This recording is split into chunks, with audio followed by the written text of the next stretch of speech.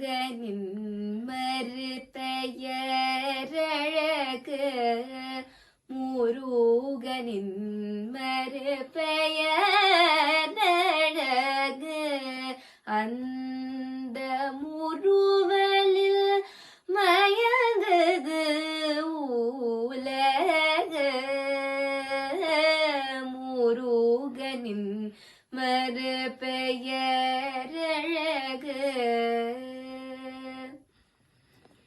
ஸ்ரீ குருப்பியோ நமஹ. முருகன் அப்படின்னு சொல்லும் போதே நம்மளுக்கு ஞாபகம் வருது அழகு அப்படின்னு அர்த்தம் உண்டு. முருகன் அப்படிங்கிற சொல்லுக்கு முருகன் சொல்லும் போதே நம்மளுக்கு அந்த குழந்தை முகம் தானே ஞாபகம் வருது.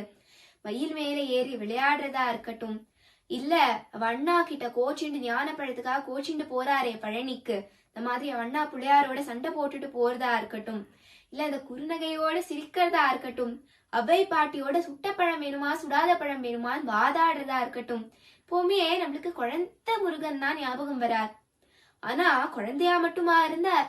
பாக்கே உபதேசம் பண்ண சுவாமிநாதன் இல்லையா? தேவர்களுக்கெல்லாம் சேனாதிபதி இல்லையா?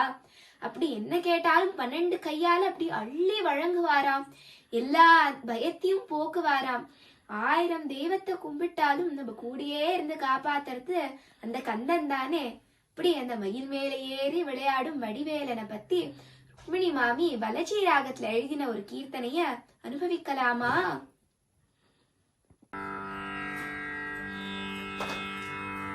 மயில் ஏறி விளையாடும் வடிவேலனே, மயில் ஏறி விளையாடும் வடிவேலனே, வண்ண மயிலேறி விளையாடும் வடிவேலனே, வண்ண மயிலேறி விளையாடும் வடிவேலனே, உன்மேல் மகள் கொண்ட மங்கை என் மனமென்னும் மேடை தன்னில் மயிலேறி விளையாடும் வடிவேலனே, உன்மேல் மகள் கொண்ட மங்கை என் மனமென்னும் மேடை தன்னில் மயிலேறி விளையாடும் வடிவேலனே.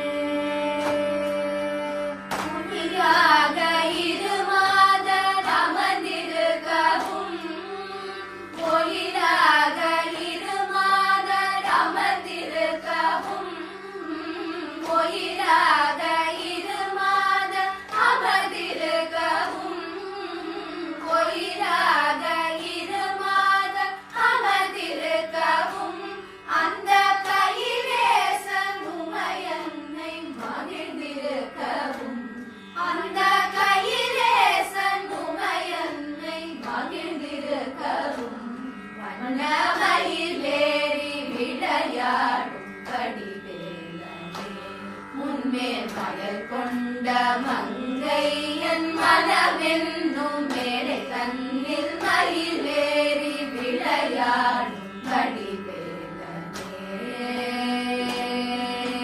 வடிவேலனே.